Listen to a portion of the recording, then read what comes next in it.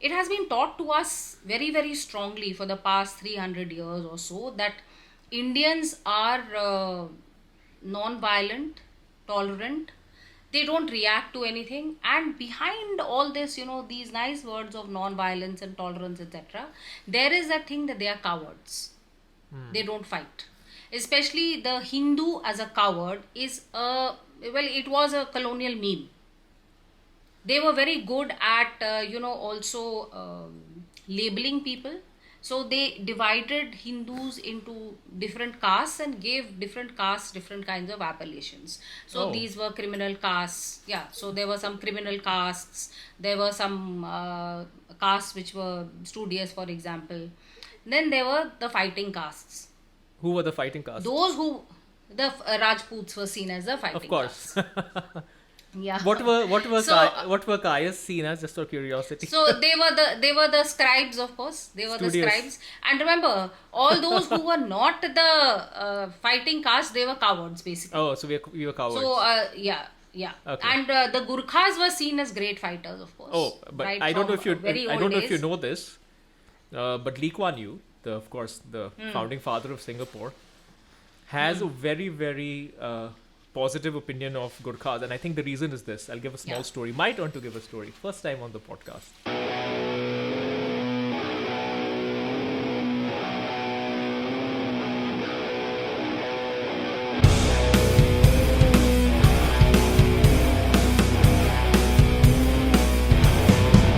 Hi everyone, welcome back to the WARC Indian History Podcast. I'm Utkarsh. Namaskar, Swagat. I am Sumedha, as always, Utkarsh's partner in this podcast. Welcome. Great.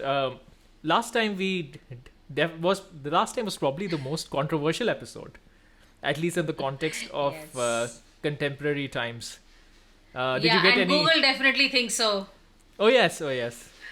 So we got a strong indication that this is not entirely ratified by Sir Google. Yes. We'll probably delve into that at a Yes. different different time in a more Yes. in a more contemporary commentary. But Yes. for today, I think we have a topic that is not really associated with India in contemporary times. When most people that I know, non-Indians, think of India today in the 21st century, of course, the first word is IT. Then, from a more if you look more of history, people think of non-violence, Mahatma Gandhi, and of course, you have a lot of tech CEOs and a lot of successful corporate types coming from India. But when you think of warriors, when you think of a more of a when you think of somebody who's known more for fighting, India and Indians are not top of mind. But as I am to understand, there is good reason to think of warriors in India. Is there not? Of course, there is good reason to think of warriors in India, Utkarsh, because we've done. People who've been listening to this will have some background on India. So you remember we've done those four varnas, the Jati Varna system. So there was the Kshatriya Varna. Yeah. So Yeah. the Kshatriya Varna was all about the warrior culture. But in India, the warrior culture has had a specific focus, which I will just talk about. But I do want to emphasize this fact that you've said. For some reason, we are seen as, the land of Ahimsa, the land of Gandhi, of Gautam Buddha. So, Ahimsa Paramo Dharma. So, nobody fights, there's no physical culture. This episode is not dealing with sports and games. But, it all comes in a package. That we are not physical people, we are not physically active or physically excellent people. We don't like to fight, we don't know how to fight. So we'd rather use our intellects, our brains, rather than our physical bodies, and rather than actually go out and fight someone. This is a very, very, very wrong kind of assumption, and it's completely alien to the way this society has always thought of itself. But somehow, what with the freedom struggle and with putting Mahatma Gandhi, Mohandas Karamchand Gandhi at the head, and then calling it, the victory of Ahimsa, this seems to have been absolutely stamped on us. And I don't understand, or rather, I do understand why this has been done and how this has been done, and hopefully uh, these issues will be unpacked for you. So, where would you like me to start? So I think I always start yeah, at the go ahead. beginning. Good. I think No, no. What were you saying? no, I was just saying I want to make a distinction here, right? Because there are two aspects to this as far as I see it. One is the aspect of whether there is a culture of physical excellence, fighting, the ability to defend oneself in India. Does it exist or not, right? Of course, we've all talked about Yes. how India has been conquered as well multiple times over the years. So that's one thing. On the other hand, my understanding of one very unique facet of India is that, unlike most civilizations, it has not been an expansionist civilization as such. I mean, it's been a pretty large civilization, but it hasn't. That's my understanding that it hasn't actively sought to spread its borders like many civilizations have. These are two different things. Both things can be true at the same time. I mean, just because you don't want to expand your civilization doesn't mean that you can't defend it. As an example, but Yes. I would like you to cover both of these aspects as we talk Yes. about the history of India in this Yes. respect. Yeah. So both excellent questions, and I'm glad you used the word defend, and I'm glad you asked about other places or other kingdoms or countries that Indians may have conquered. So the place where you're sitting right now, Singapura. Singapura was actually perhaps established for the first time by Rajendra I. He used to rule over the Chola kingdom, most of South India and a lot of other parts of India. And he was the one who is said to have been the most expansionist king of them all, because he went into a fight with the Sri Vijaya kingdom. And the Sri Vijaya kingdom was Malaysia, Indonesia, and that archipelago and all that area, the Southeast Asian area where you're living today. So interestingly, there is a Singapore stone in one of the museums in Singapore, Utkarsh, Is it? which has, yes, there are little, it was at the mouth of the port, and it was actually broken into three parts by our friend Raffles, who was, of course, the person who is said to have established Singapore. But little bits of it are still there, and one bit says a part of the word Par Kesari Varman, which was actually the title of Rajendra Chola. So Oh. now a kind of relook is being given to Singapore, because there were 13th century connections with China and later connections with Britain, of course, which is the modern connection that Singapore has with the world.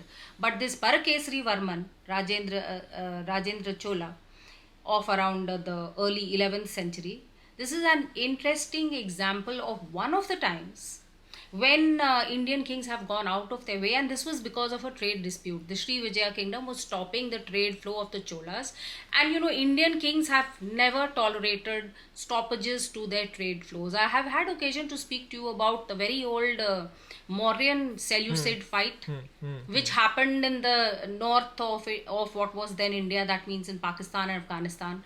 The reason was the same: the trade flow was being stopped.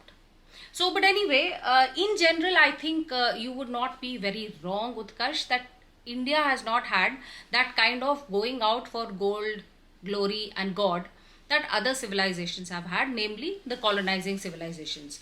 That is because, we're a huge, huge country. We were even huger, say 1,000 years ago or 2,000 years ago, when we used to go up till Afghanistan.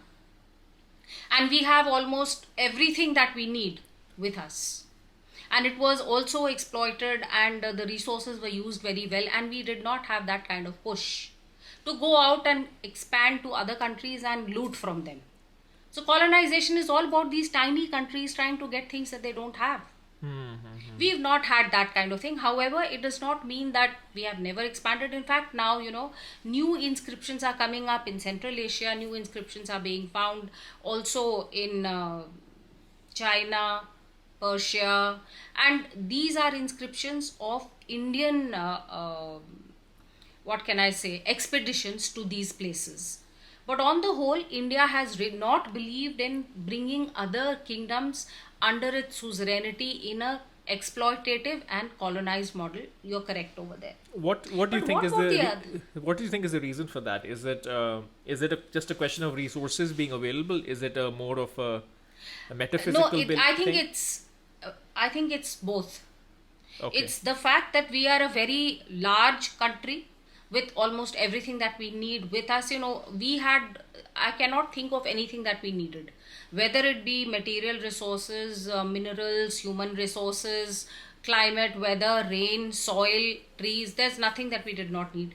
Remember, Utkarsh, that this is the place where perhaps the earliest civilizations on planet Earth were established, because the situation was conducive.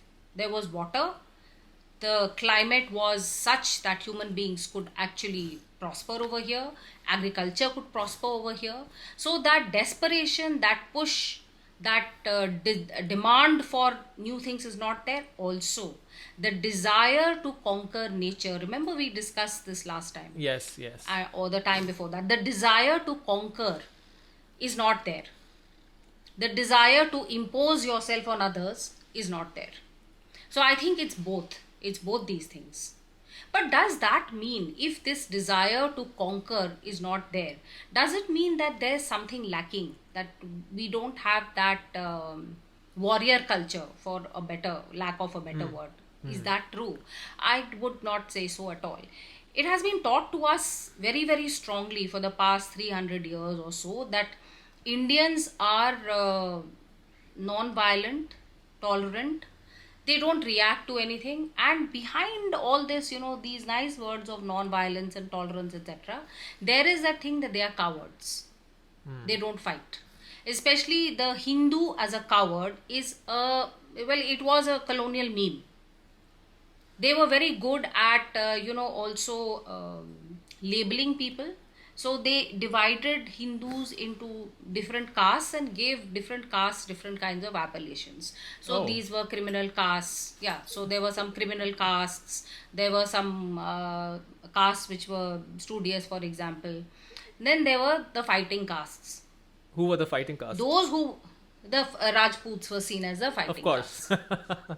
Yeah. What were So, Kayas seen as, just for curiosity? So they were the scribes, of course. They were Studious. the scribes. And remember, all those who were not the fighting caste, they were cowards, basically. Oh, so we were cowards. So yeah. Okay. And the Gurkhas were seen as great fighters, of course. Oh, but right, I don't know from if you days. know this, but Lee Kuan Yew, the founding father of Singapore, has a very, very positive opinion of Gurkhas, and I think the reason is this. I'll give a small story. My turn to give a story. First time on the podcast. So of course, Singapore. Because of Lee Kuan Yew. Because of Lee Kuan Yew, big fan, of course, that I am. In his autobiography, or rather, let me just tell you the story. In the 1940s, of course, Singapore, the fortress of Singapore, the unpenetrable fortress, was conquered by the Japanese. The British had a lot of confidence Singapore would never fall, but it did. Yes. They had a lot of The troops fall over of there. Singapore The was a fall very of significant thing, yeah. Yes. I think it was 1941 or early 42, I can't recall. So all the troops, the British Empire's troops over there, mostly Australians, some British, some locals, and some Gurkhas, as it turns out, they were all over there, right? And they were all taken as prisoners of war by the Japanese. And they were paraded through the streets, and a lot of stuff happened. So as it turns out, all the British troops completely lost their morale. They were defeated. The only people who, despite being prisoners of war and despite all the hardships, who never gave up their resolve and who never put their head down were the Gurkhas. Yeah. So that made a very deep impression on Lee Kuan Yew, apparently. So later, when he was a prime minister, and later as they were building the Singapore army as well as private security, not private but security for the public servants, they employ Gurkhas. So even today in Singapore, a certain portion of the Singapore army is Gurkha. The Prime Minister's residence, which is not very far from where I stay, literally walking distance, is, if you walk past it, there are 2 Gurkhas on either side. And there's a small battalion, there's a small hill in Singapore where all the Gurkhas stay there. They've got some special status in Singapore. Just a side story. So, they also have special status in Britain. Oh, yes, of course. We have that famous, that guy, right, who did the 13 Gurkha peaks. regiment.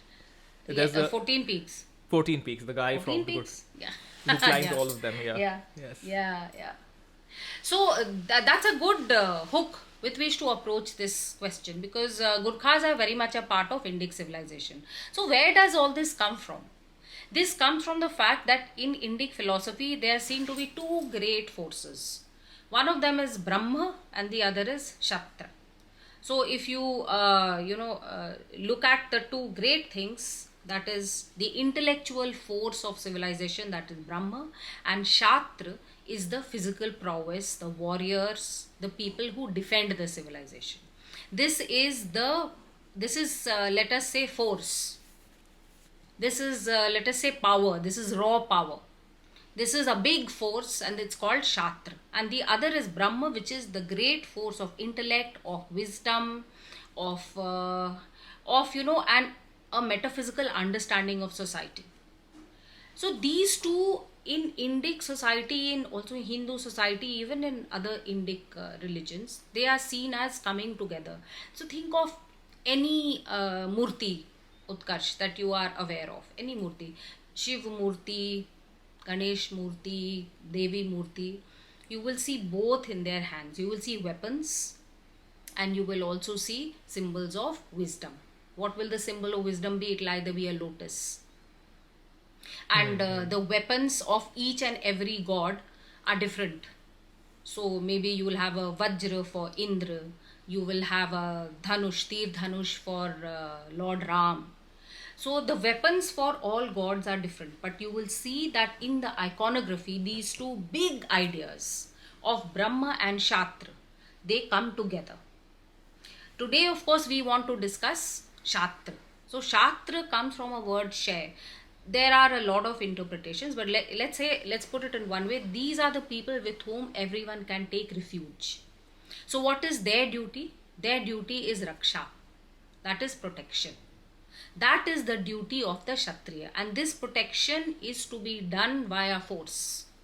It is not soft or kind of, indirect power, convincing someone, talking to someone. It is hard power. It is force. It is military force. It is, you fight with someone or wrestle with them or beat them physically. It's that kind of force. But the difference between perhaps the way raw power and force has been visualized in India is that it has a function. What is the function? There are many religious ideas in which the function of these sects is to save their religion. So you have, say for example, you have the Crusaders, you have the Knights of Malta, you have so many such groups so many across examples. history. Yes, of course. So many examples. Their aim and objective was to save their faith. They were faith focused. But the Kshatriya is meant to protect people. The Kshatriya, that is Shastra, always operates under what is seen as Dharma. And what is Dharma? Dharma is the sustainability of the entire cosmos. It is the principle which sustains the cosmos. So they are as protectors. They are people they are not out there to exercise power for their own benefit. The power is to be exercised to maintain Dharma. The power is to be exercised to protect people. I think you remember, Utkarsh, that I had spoken about Ram Rajya when we were doing the Ram Janmabhoomi episode.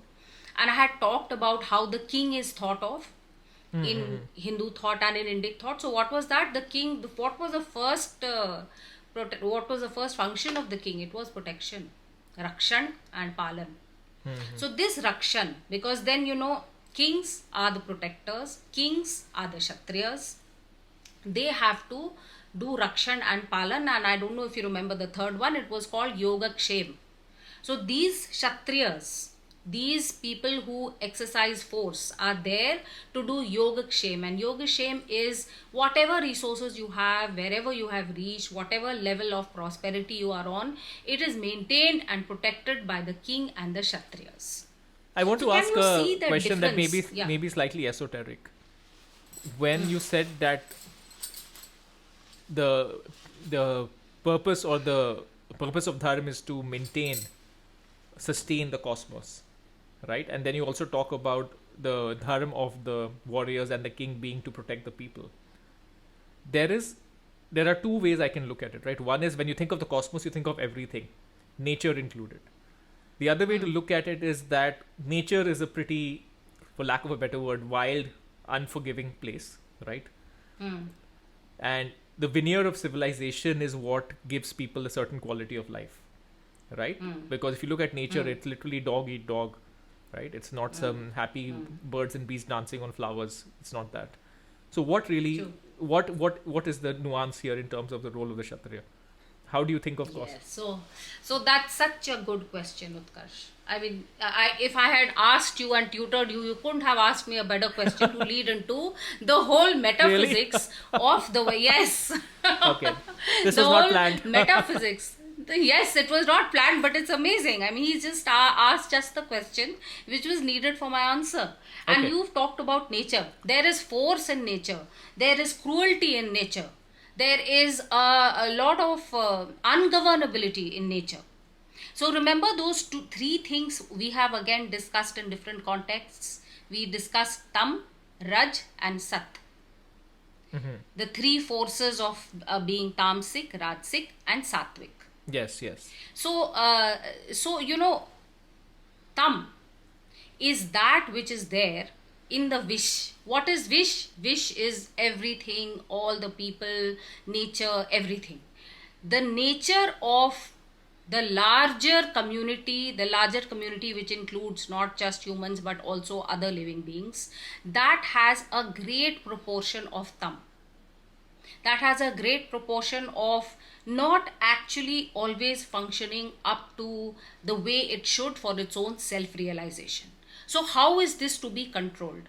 How is this society, this cosmos to be controlled? That is where Raj comes in. So Raj is that which has a lot of energy, which has a lot of force, which has a lot of influence. And that Raj is controlled in turn by Sat. Sat is wisdom, truth, goodness. So Raj controls Tam, governed by Sat. And that is how Raj is always the Rajasic pravritti, is to be kept under the control of the Sattvic pravritti. The Sattvic pravritti is the one which you can represent with Brahma. So there is a kind of beautiful equilibrium between Brahma and Shastra. Shastra is necessary for society and so is Brahma. So Shastra does all the things which are necessary, the use of force, but it's like a laser being focused properly to the correct places using Brahma, that is using wisdom, using the idea of Dharma and Dharmic sustainability. This indeed in a nutshell is the way in which different forces are thought of together, are thought of in a way in which they function in society for the harmonious and progressive function of society. So if Shastra or raw power is left to run amok, what is going to happen? Again, I had mentioned this before. This is called Matsya Nyaya. Power will win. It is the big fish which will eat the small fish. Therefore, you need that one person or that one organization, which is the Raja, which is the Kshatriya, to control everything so that the weak person can also be saved, so that those who need protection can be protected. So the big thing about Shastra is not that it is power which can be used for selfish ends. So, to bring in a very modern concept, Utkarsh, toxic masculinity. Shastra, which can be seen as power, although I would not say it's only masculine, because women also used to fight and get trained in all these things. But yes, a majority of men were in this area of Shastra. There were some women also, of course, but fewer. So it is not toxic masculinity. It is very much, it is nurturing and it is protective. I don't know whether you are familiar with this two film series which was very, very, very popular across the world few years ago, Bahubali. I've seen the second one. I haven't seen the first, but I've seen the second one. Yeah. Okay. So I want to refer to Bahubali because, there is a protagonist. If you've seen the second one, you know that the protagonist, father and son. Yes. And he's a prince who's dispossessed and comes back to get his own kingdom. But I don't know if you remember one of the scenes in the film where there is an attack on one of the kingdoms, the kingdom of the princess he loves, and he just picks up a chariot with his two hands, turns it around and throws it at the coming army. So that is a feat of strength. That is a supernormal feat of strength. It is an example of what Kshatra can rise to. A rath or a chariot is not amenable to being picked up by one person. But these are the kinds of supernormal feats that Kshatra can lead to. He was trying to protect the kingdom where he was a guest. This film, the first one, if you haven't seen it, has been criticized as presenting the same thing, toxic masculinity. So I wrote a few articles then, and I would like to point out now that the idea of toxic masculinity does not actually fit into the way in which the masculine principle is to use and express its strength. Its strength and its expression is in protection of family, community, clan, nation, kingdom. It does not exist to take over a lot of resources for its selfish enjoyment, which is all that toxic masculinity is about. So I think that it will take a look at the way in which Kshatra is actually thought of in our culture. Bahubali is not a bad example. If you remember the second film, do you remember that he was thrown out of his kingdom? He went and lived somewhere in a rural area, and then he started doing things to help the people and to protect them. Yeah. I don't know if you I remember have a that vague bit. memory, but I think I need to watch Yeah. both of them sometime. Anyways, I think you should. Yeah. I think you should. I think anyone who's watching this podcast, please do take a look at it. So that is the whole idea of Kshatra. Kshatra is power which is used for protection. Now you know that Kshatriya is also one of the 4 varnas, and there are lots of descriptions of what this group of people should do. This group of people, the first thing, for Brahmins it is study, for Vaishyas it is commerce, for Shudras it is service, for Kshatriyas it is protection. So, even today, I think we can look at society like that: intellect, commerce, service, protection. Although I must say that the intellectual tradition and the service tradition have completely got subsumed into commerce. Everything is about commercialization now and how much money you can earn from it. But these great ideas or streams of human activity still remain. In fact, the modern armies of every country, including India, they are the principle of Kshatra. They are the principle of the warrior culture. And it's a little baffling to see how easily Indians have been brainwashed into thinking that they were a very pacific and pacifist civilization. You look at our role models. Our role models are all our Devis and Devtas. Do you have one non-violent Devi or Devta? You don't. All of them are fighters. All of them are fighters. Well, if you look at if Buddha is Avatar of Vishnu, he's non-violent. That's the only one.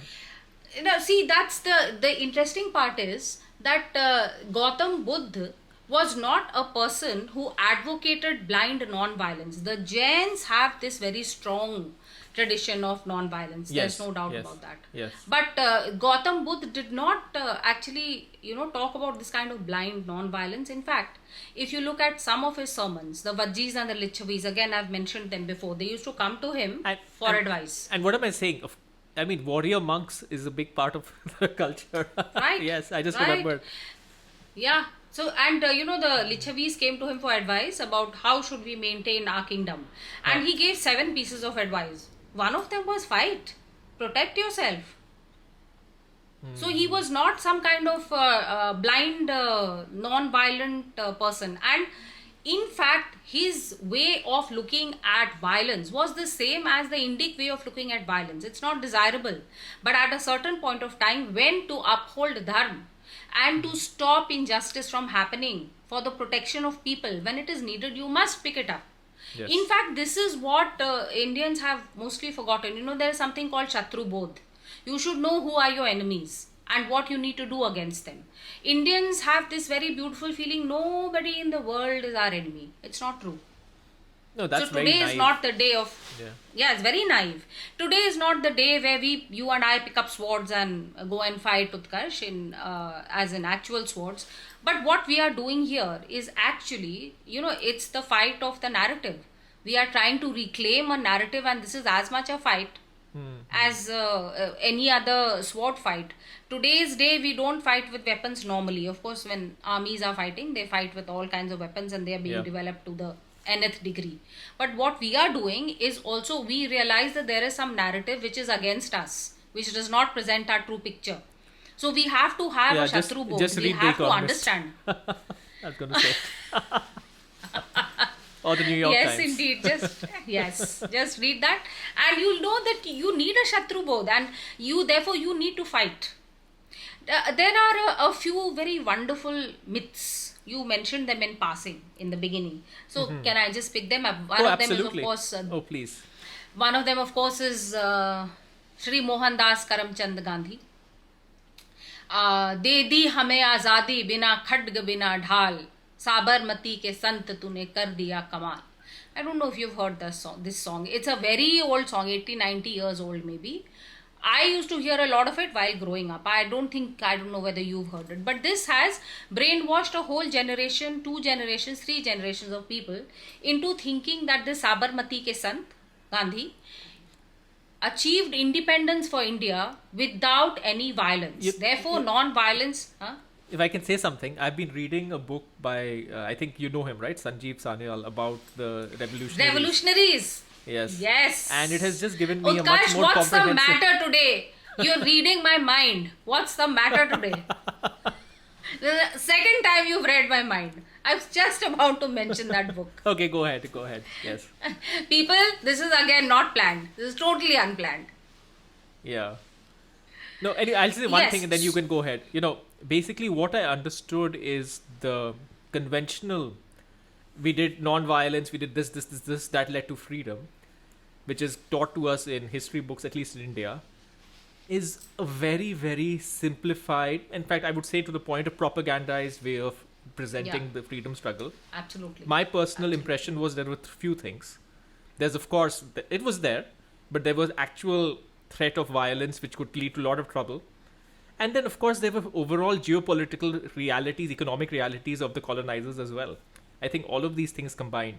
So all I'm saying is that, I don't need much convincing now that this vanilla picture, this very beautiful picture of non-violent people leading to freedom is just a beautiful piece of propaganda that Yes, exists. true. And Utkarsh, Calcutta was the capital of the British Empire. Why was it moved to Delhi? Because the That happened amount of trouble that happened in 1910 or 11. I just went to Calcutta Yeah. just 6 months ago. 1911. Yeah. So why did this happen? Because the British Empire was not able to function in Calcutta because of the amount of violence and amount of trouble that was happening over there. Because there was just too much unrest. There was this firebrand groups of revolutionaries. We've forgotten about Aurobindo Ghosh. We have forgotten about Veer Savarkar. We have forgotten about all these people. And Subhash Chandra Bose thankfully has been, to some extent reinstated. But what about the others? They said, fight for the motherland. Read Veer Savarkar's poems in Marathi. Yeah. I mean, he was somebody, that culture of fighting, that warrior spirit, that was very much there. And again, to put it in, maybe slightly simplified, but let's look at it this way. The British had about 1,75,000 to 2 lakh white people from Britain in the entire subcontinent during the time that they were ruling over India. So how did they rule? They ruled through compradors. That is, they had compromised a lot of the ruling classes and they had kind of, mixed them into, or rather used them as tools. And using these tools, all the people of, the 33 crores were kept in subjugation.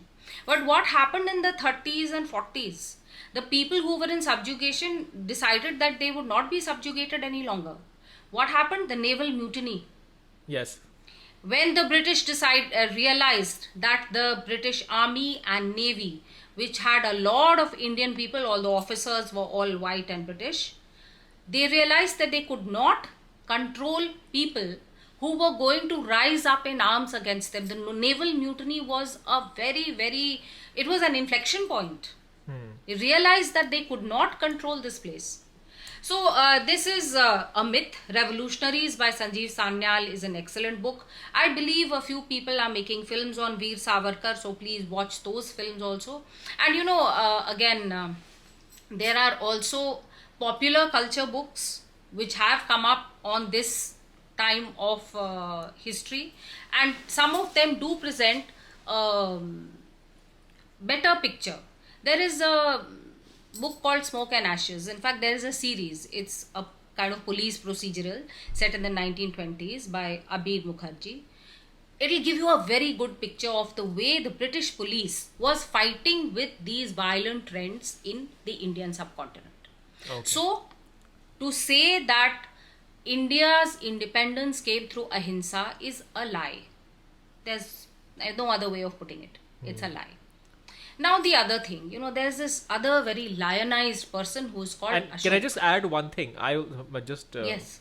Since this is, I have some interest. There's a Singapore connection again. I don't know if you know, but the INA or the initial formation of the Charlie. Of course. This happened literally 1.5 kilometers from my house. Yes. And when I come to visit Singapore, I'm going to go over there. Yeah, there's the Cathay Cinema. The front facade is still there. The back of it is a mall now, of course, in Singapore. And then there is the Padang Stadium where there was I have to check my facts. So I mean these are the locations. What happened there, I need to remind myself, but it's right here.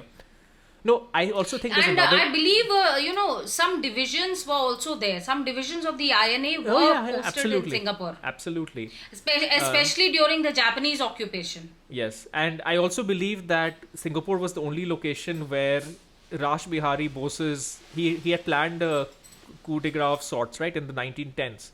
Singapore was the only place where they executed it. Everywhere else they didn't. But there was a mutiny in Singapore, apparently. Okay.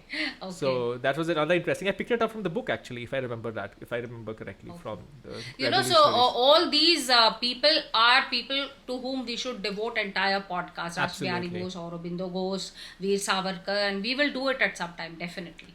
Yeah. The thing I wanted to say is, in my assessment, one of the reasons why the narrative of non-violence leading to the non-violent part of the Indian National Congress, that aspect leading to independence, and the revolutionary part being ignored, there are two aspects to it. One is, of course, who comes to power, they write the history books. But I also think it is also maybe because Subhash Chandra Bose ultimately was allied with the Axis. Right. Yeah. So that became an inconvenient truth later. That, how do you give credit to a movement that a certain leader of which was allied with ultimately what was Hirohito? Although, Utkarsh, I don't know why India should be getting into European politics at all. No. Let me put it this way. I'm not saying this is correct. I'm saying this may be a reason why it's easier to go on that narrative. Yes. Yeah, and also the whole idea of keeping Indians moored to their non-violent roots was very, very convenient for the Brits. Oh, of course, yes. And it was a myth which was created. It was a myth which was made so as to brainwash everyone into believing that they are, that they have to accept everything because they are non-violent, tolerant people. Yeah. Works even today. There's a whole lot of literature out there still trying to convince the Indians that they have no martial history. They have no history of warriors. They just have a history of Gandhi, and before that Buddha, and that too a misrepresentation of Gautam Buddha. So, this was done so consciously during colonial time. So, look at people like Mortimer Wheeler or Jones or Rhys David. They were the ones who discovered a lot of Mauryan period history and inscriptions, etc. So on the basis of that, they made up a whole story out of nothing. That Ashoka became a Buddhist because he was absolutely shocked and aghast at the violence that happened when he fought with a small Kalinga state with Kaling. It is said to be a kingdom not under the control of the Mauryans, and he fought the Kalingans to bring them under the control of the Mauryans, which is again a lie. And I have written lots of articles on this. I'll post some of them in the description. So a lie was created that in this fight where rivers of blood ran, he was so sorry that after that he became that, turned to that pristine non-violent religion called Buddhism. He became a Buddhist and he spent his life trying to reform that violent Hinduism. Now all this is a pack of lies. One, of course, is that Kaling he was himself a viceroy of Kaling, so it was not something which was outside the Mauryans. Then this fight was shown up as a kind of example to scare others. So in Kaling itself, there is an inscription of Ashoka which says that yes, this happened and that happened and I fought with so many people. He does not express any remorse. He does not say that I am becoming Buddhist. He does not even abhor violence. All these things have been made up because Ashoka has been made up as the reformer of that regressive religion called Hinduism, who went to that pristine, non-violent, absolutely perfect religion which was called Buddhism. So a lot of lies have come up around Ashoka. It is true that Ashoka ruled for more than 60 years. He became very old. And by the time he ended, he was incapacitated. He couldn't have done any hinsa if he wanted to. And it is because of this situation, because of the way then in which he let the army fall to pieces, he let the administration fall to pieces. Basically, the Kshatriya spirit in Jambu Dweep, as it was called, or Bharat, was allowed to lapse and languish. And it led to the breakup of his empire. Within very few years of the death of Ashoka, the Mauryan Empire was gone. It was divided between basically he didn't do succession Sungas planning properly.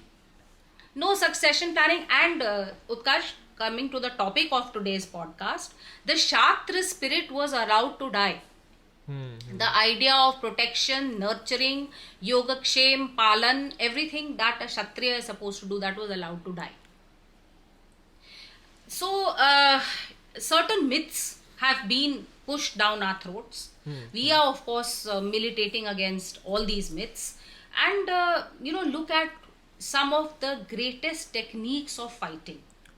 But before I go on to that, I want to say something. So there are Kshatriyas who are capable of great feats of strength and valor and yuddha. Where does this come from? How can they do this? So there is one basic thing which exists in many different forms. So whether you take yoga, whether you take nritya, or whether you take kalari. And kalari is, by kalari I mean the arena or training ground where warrior training is carried out. So that is the kalari. That's where we have our local indigenous fighting techniques which are called today kalari payattu. So the basic principles of all these, the basic positions, training, practice, exercise, motions are all the same. They train you, they help you to train your body in such a way that it becomes a machine to fight, or a machine which you use through yoga and meditation to attain moksha, or you use it for nritya, that is dancing. But it trains your body and your mind, hones your skills. Now that we are talking about Shastra Dharma, hones your skills as a warrior in such a way that you can perform feats which are unimaginable. Such feats are attributed to Lord Ram, to Lord Krishna, to Lord Shiva, and to many of our kings of yore also. If you read the Mahabharata and the Ramayana, the stories of valor are scattered through over there. Nobody who reads the Mahabharata can ever believe that this is the land of ahimsa. There are fights and there is it's everywhere. So that's what I also always want to bring out, that there is a wholeness in whatever subject we study. When I talked to you about food, we talked about Satrajantam. Today, Yep. Shastra, we are talking about the same Satrajantam. When we talk about the warrior culture, then we have this holistic concept of how to train the body. And that will train you to do whatever your purpose may be. Whether you want to dance, you want to meditate, or whether you want to fight. So there is a wholeness and comprehensiveness in Indic philosophy which will come out more and more as we speak. Okay. I think you were going to go there, but I saw something interesting, and I don't know how accurate it is. And this is what I wanted to ask you about. Everybody in the world knows about yoga, right? You have, of course, some of those things that people have bastardized it to, like doga and beer yoga. I don't think we condone that. Yes. But martial arts. Utkarsh, doga? Is there something called doga? What's that? Please stay off Instagram. You will not know what all is there. Doga is when you do yoga and your dog climbs on you, and your dog also does yoga. You're serious. You're not pulling my leg, huh? And beer yoga is that you do yoga and then you drink a beer, which defeats. I don't know what the point of that is. Yeah. No, but you're not pulling my leg about doga, are you? Please, after this podcast, Google doga, Google beer yoga, and then you'll find many other things. Actually, one side topic. Okay. I found it that a lot of people, they just call themselves. So I met somebody who was a laughter yoga coach. Oh my God. So it's just become something you can. And of course, Lululemon, my favorite. Their campaign, this is yoga. I'm so. What can I say? I have to hide my face. Because I love Lululemon clothes, but I have to hide my face. This is a confession. Cultural appropriation, I think Lululemon's This Is Yoga campaign is probably up there. But anyways, I haven't seen it, by the way. It was a case study. It was a case study in my job. Doga and Lululemon. Doga and Lululemon. Both. Yes. It's good that you haven't been exposed to all of this. So I wanted to ask about martial arts, right? So I mean, again, in my mind, till about maybe 2 weeks ago, it has had a very Chinese and maybe Japanese origin. Then I've seen something on YouTube that made me think otherwise. And I know that in the preliminary chat we had, you told me that there was good reason that I was thinking that way. So maybe you can tell us a little bit about India and martial arts. So, Utkarsh, I am just going to give a kind of teaser because I feel that this subject requires a lot of time on its own. Okay. And this time we must give. I want to talk about Kalaripayattu by itself. I want to talk about the way in which it was also exported. So, the Indian style of fighting. So, this fighting was done either unarmed, that is with your hands, or with certain groups of weapons, or with cloth. And these different types of fighting are called by different names, and all the Astra and Shastra have different names, which I will talk about in detail. But this is one of the oldest forms of fighting. It's today it's called Kalaripayattu, and it is traced back to Maharshi Agastya. Oh, he was supposed to be the first one who propagated this fight. Remember again, Maharshi Agastya, therefore, Maharshi Agastya is not a Kshatriya but a Brahman. Yes. But the Shastra spirit can be in anyone. So, for example, you look at Vishwamitra. He was a Kshatriya who had a lot of Shastra spirit, and he tried to compete with Brahma. And that competition was with Vashisht. So there's a long story, but the fight between Vishwamitra and Vashisht can be seen as a kind of allegory or story as the fight between Brahma and Shastra. And it seems very clear that in the end, Shastra has to live within the control of Brahma. But anyway, that was just by the way. So this way of fighting has been very, very old. It has a hoary past. But during British times, it was outlawed. You were also asking me a question at the same time when we were discussing it. Why don't we see any Indian martial arts now? Where's it all gone? So, of course, after the Islamic invasion, etc., a lot of it was wiped out from most of India. Some of it survived in the south and in the northeast. It seems very obvious that these were the two places where the Islamic invasion could not reach so easily.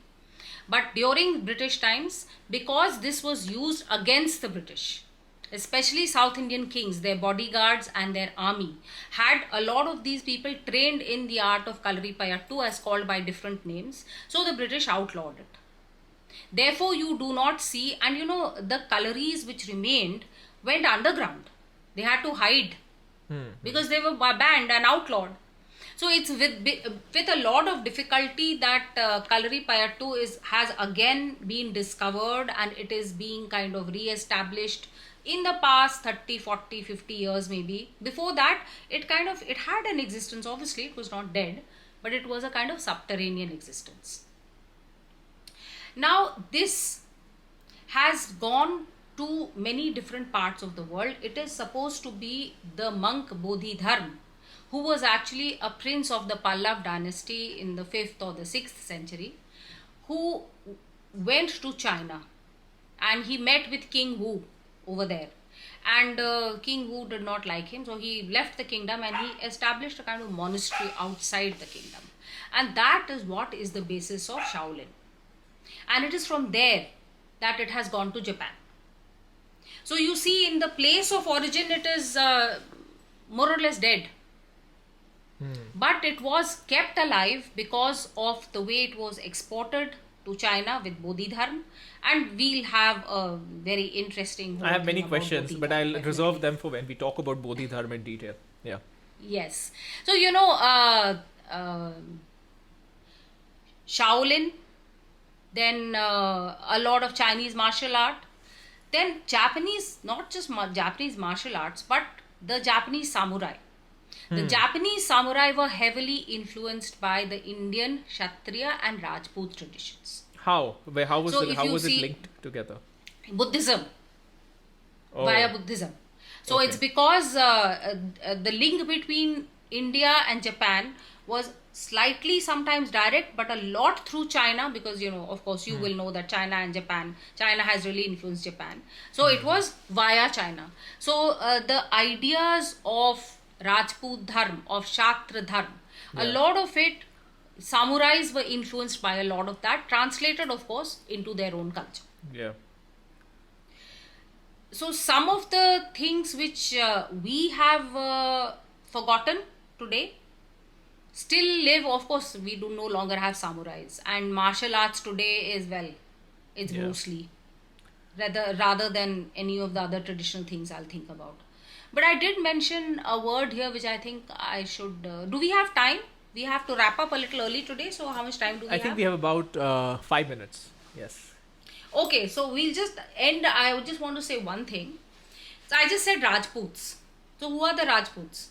The Rajputs are a very interesting group of clans, communities, and kingdoms who kind of came up around the 5th, 6th century.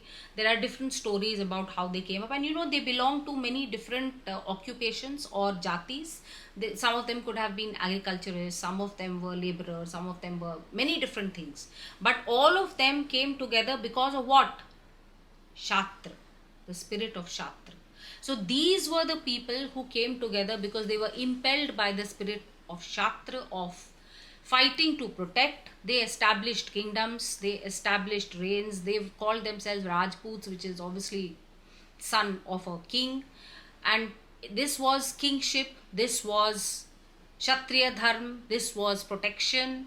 And Rajputs have a valorous history in India from the 5th century to even today. I have been associated with the house of Mewar for some of the work that I do, as in also translating the Mewar Ramayana, and it is amazing to see how they keep up old traditions even today. Even their horses and elephants, and other than that, it's their values. So Rajputs have the Shastra values, and what we very commonly know, you would also have heard of the word Rajput, Utkarsh? Of course. Yeah. So Yes. Rajputs exemplify Shastra values. They are Kshatriyas. But they come from all different kinds of occupations, although it's a very vexed question and nobody will agree on what their exact origin is. Yeah. And there is, now that you mention it, thinking about samurai culture and not the honor code, but in general, there's a very specific way in which they operate. I mean, thinking of a parallel versus Kshatriya for me is actually just makes a lot of sense if you just think of how that society is Yes. organized. Yes. True. I wonder if there's a connection between Japanese art and India as well, because I don't know. That would be very interesting. Perhaps I don't know enough about the topic, Yes. because We can Japan explore that Japan also is its sometime. own thing. uh, as I well know. Yeah, and for a long period of time, then it really went into this kind of exclusion. Yes. So things really, within that little thing, things really changed. So sometimes coming back to the roots is not all that easy. Yeah. No, for sure. Japan deliberately kind of, you know, Cut itself cut off. itself off, So right? Utkarsh, have you seen the new series Shogun No. on Disney? No. It's the on that famous book by James Clavell, and it's Okay. about that 16th century Englishman washing up on the shores of Washing up Japan. on So the it's shore. basically shores of Japan, and West meets Yeah. East. Yeah. So No, I'm planning to watch it. I have to tell you this thing, right? So there's a fascination with Japan and Western culture. Because of that, I used to be utterly unfascinated because I just kind of wanted to deselect it.